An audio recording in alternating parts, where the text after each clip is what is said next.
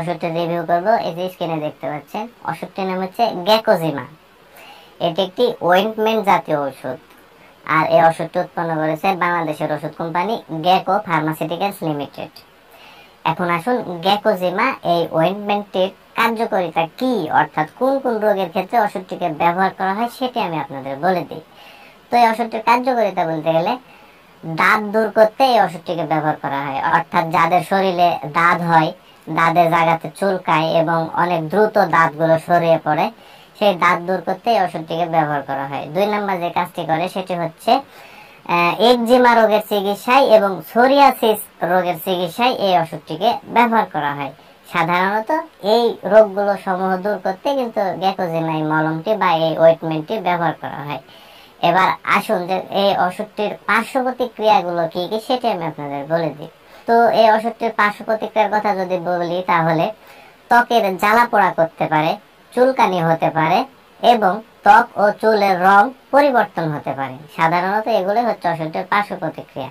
আর এই ওষুধটির উপাদানের প্রতি যে সকল রোগীদের অত্যন্ত সংবেদনশীলতা রয়েছে, সেই সকল রোগীরা কিন্তু এই ওষুধটি ব্যবহার করতে পারবে না।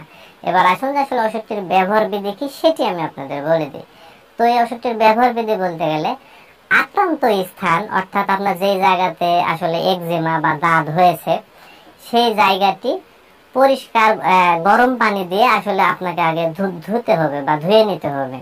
তারপর পরিষ্কার কাপড় দিয়ে সেই জায়গা মুছে নিতে হবে। তারপর এই অয়েন্টমেন্টটি হালকা করে নিয়ে আপনার সেই আক্রান্ত স্থানে লাগাতে হবে। দিনে 2 বার করে লাগাতে হবে, সকালে একবার এবং রাত্রে একবার।